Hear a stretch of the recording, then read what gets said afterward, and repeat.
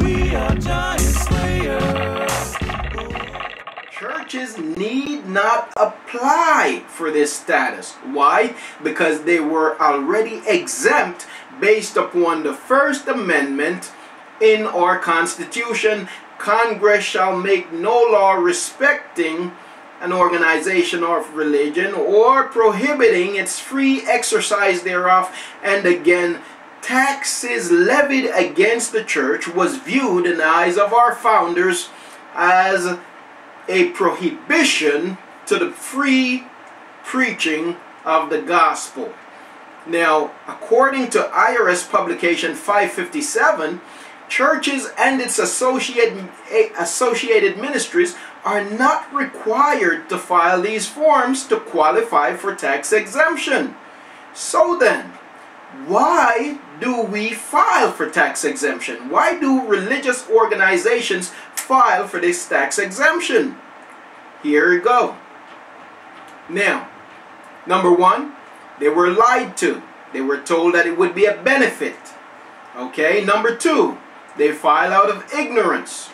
Number three, some pastors will tell you, well, I file because everyone is doing it.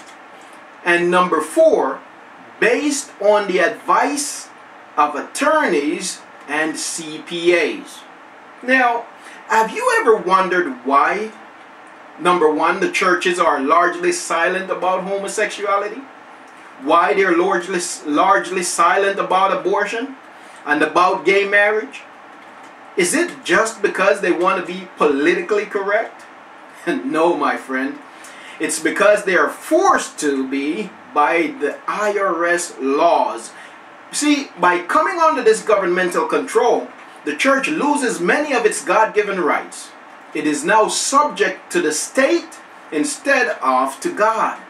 Whatever the government pronounces legal or illegal, the church must embrace, no matter how immoral it may be. And so, you see, my friend, this is the reason why churches today are not preaching against abortion. They're not preaching against homosexuality. They're not preaching against the ills in society, the immoralness, the lawlessness in society, because if they do, they violate the law to which they have subjected themselves.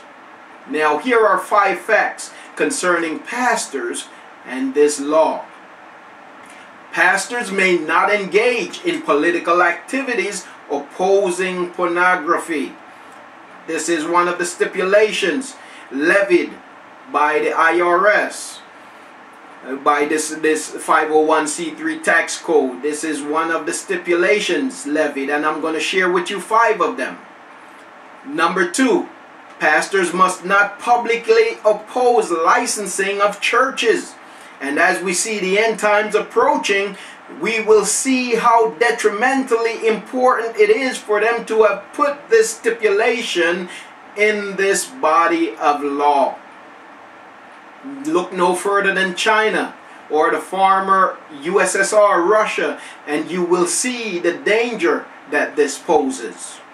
And please rewind this video to go back to these points if you need to. Number 3, the pastor must inform the IRS of the names of all donors. This also will play a very important role as we see these end times unfold. Number 4, a pastor may not form a political action committee or actively support legislation opposing lotteries and gambling. Did you hear that? They may not form any committee opposing lotteries or gambling. Number 5, the pastor may not publicly declare that the church is to obey God rather than man's government. Let me say that again. Under this stipulation, the pastors may not publicly declare that the church is to obey Yahweh rather than man's government. Now we read in Acts 5:29 of Peter and John when they were taken in by the rulers of that day, and they were beaten for preaching in the name of Yeshua.